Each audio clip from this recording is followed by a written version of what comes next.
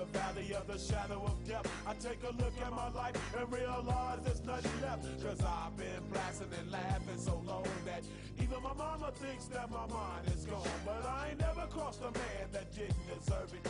Me be treated like a punk, you know that's unheard of. You better watch how you're talking and where you're walking, or you and your homies might be lying in chalk. I really hate the trip, but I gotta low. As they croak, I see myself in the pistol smoke. Fool, I'm the kind of G the little homies wanna be like, on my knees in the night, saying prayers in the street light. Been spending most of their lives living in the gangster's paradise. We've been spending most of their lives living in the gangster's paradise. We keep spending most of our lives living in the gangster's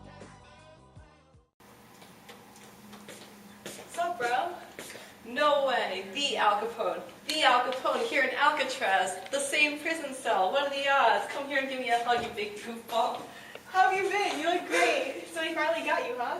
Yeah, it's a long story. You look pretty good yourself. You haven't aged one bit. You look just as good as when we first started out. Yeah, I remember like it was yesterday. Those were the good old days.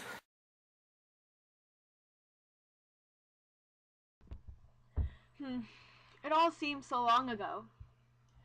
My parents immigrated from Italy to New York in 1894. They weren't the only ones. There were actually a bunch of immigrants after World War I in the 1920's. They mostly moved into industrialized cities because it was a lot easier to find jobs in factories and make a decent living. But obviously, my kind of business is much more profitable. But even though there were so many people, the cities didn't hire more police, so there was no way they could keep track of all the crime. I grew up in Brooklyn. The organized crime started to develop when immigrants began creating ethnic gangs. I guess my first encounter with real organized crime was when I went to work for my man, Frankie Yale, a fellow gangster, at the Harvard Inn. And once I moved to Chicago, I was unstoppable. I saw no one as a threat, but if I did, I guess you could say they just happened to mysteriously disappear. Just like my claim to fame, the St. Valentine's Day Massacre in 1929, and probably one of my proudest moments. I didn't like Moran, so our solution? Easy. I got some of my guys to kill his gang. Basically, we did all these illegal and legal activities for money and power. Like with Prohibition, not to brag or anything, I was the king of bootlegging. I found ways to illegally distribute alcohol through speakeasies, otherwise known as blind tigers or pigs, which illegally sold alcoholic beverages. Man, the good old days. Oh, I see. Anyways, how are you doing? Peachy. So how are you liking Alcatraz? Pretty nice, huh? Yeah, better than some of the rooms back in Brooklyn. View's nice too.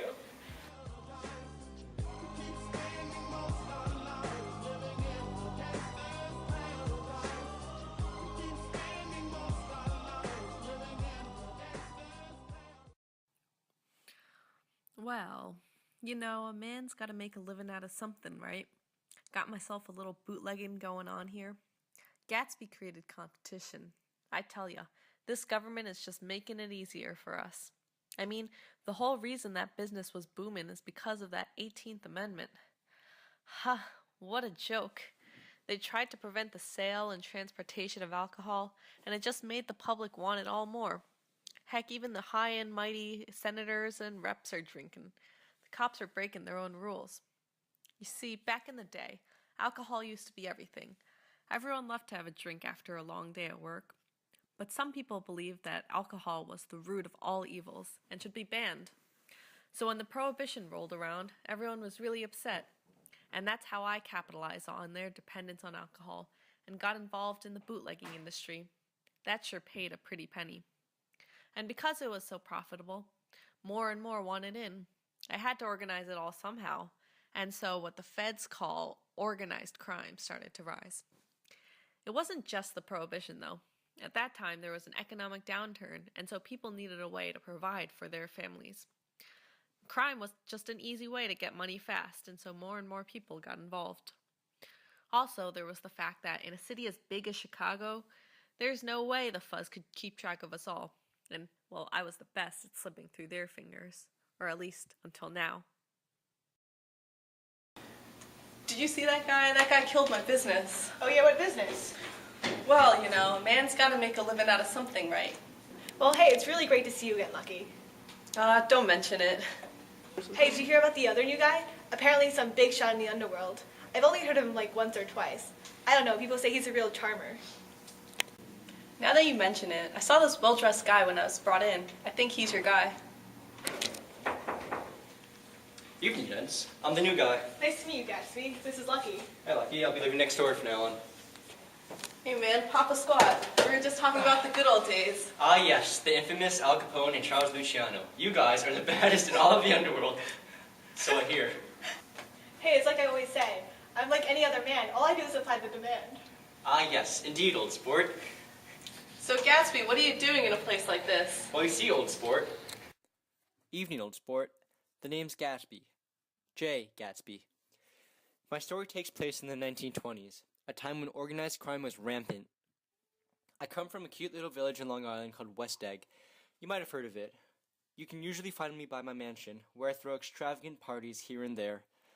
Now, how I ended up in a place like Alcatraz, it's a long story. I guess you could say that it all started with Tom Buchanan. You see, I was supposed to marry this beautiful girl Daisy, but I had to leave for the war, and during my leave, she married Tom. Daisy's also the cousin of Nick Carraway, my neighbor. He's a Yale graduate and a war veteran like me. He's a great guy. But anyways, Tom, what a brute, I tell ya. One time he broke Myrtle Wilson's nose for no reason. One punch, right in the nose. He didn't even apologize afterwards. So there we were, the next day, Tom, Daisy, Nick, and I at the Plaza Hotel, because it was a really hot day. It was then and there that Tom accused me of alleged criminal activities. In the end, though, I guess he was sorta right. I mean, I was caught for bootlegging. But hey, that's what you gotta do in times like these.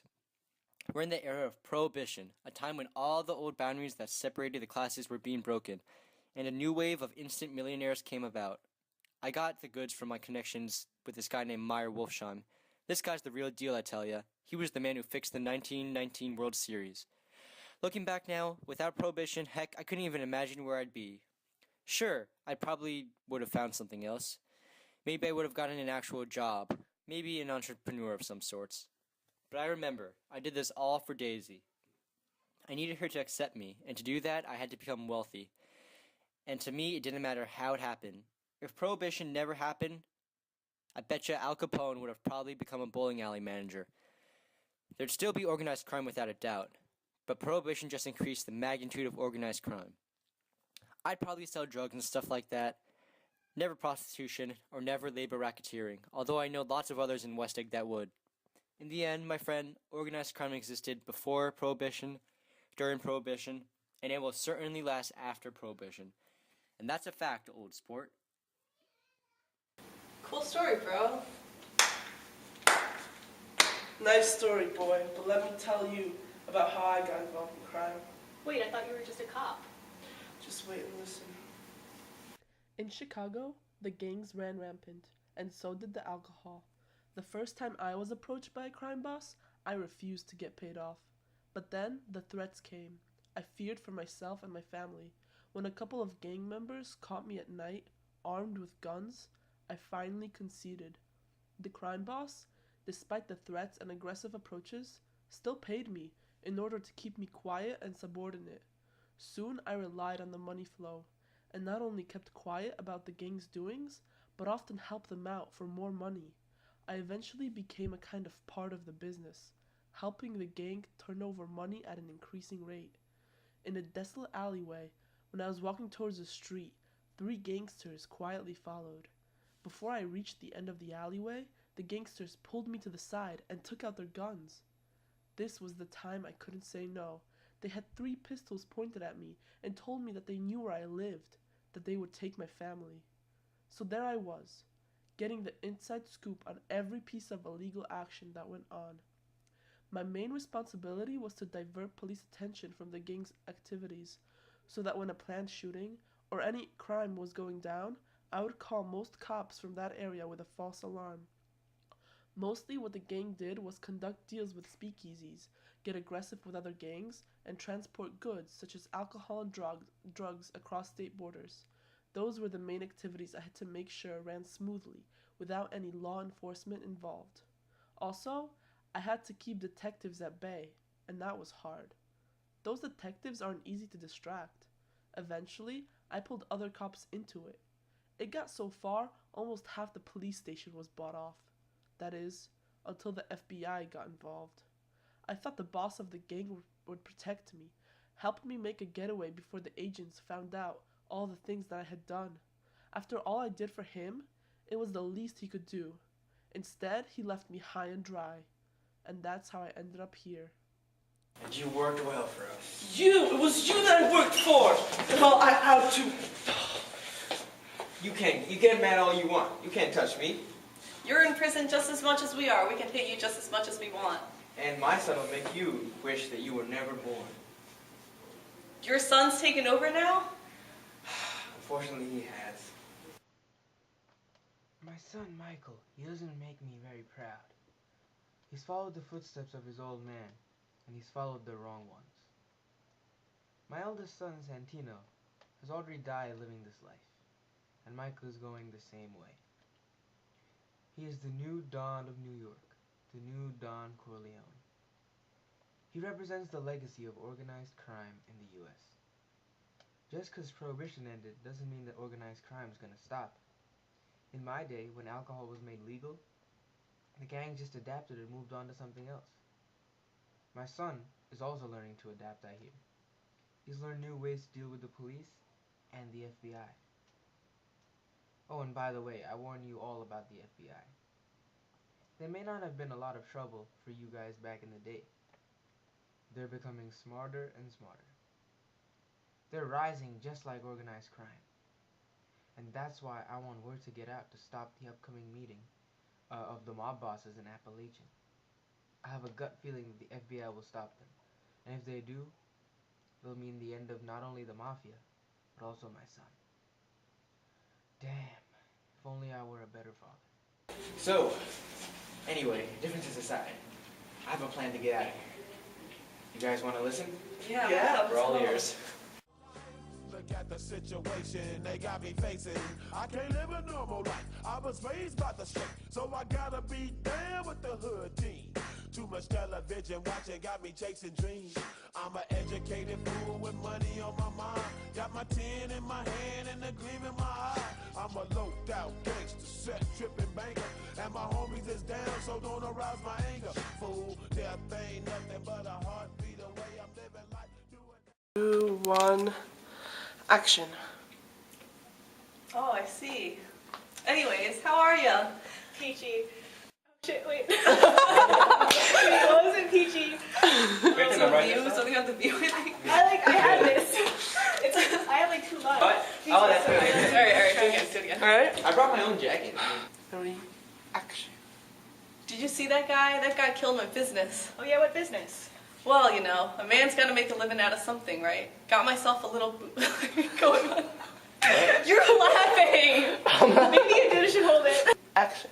Did you see that guy? That guy killed my business. Oh yeah, what business? Well, you know, a man's gotta make a living out of something, right? Got myself a little bootlegging going on. What? Wait, when you read it. And you were like... Those Chinese triads, man. Just gotta act like those gangsters. Okay, alright, I got this. Alright. Alright. 1, 2, 3, action. Did you see that guy? That guy killed my business. Oh yeah, what business? Well, you know, a man's gotta make a living out of something, right? Got myself a little bootlegging. Why is that so funny? Is that a flower? No, it's not. Never mind. Really? No. Okay. 2, 1, action.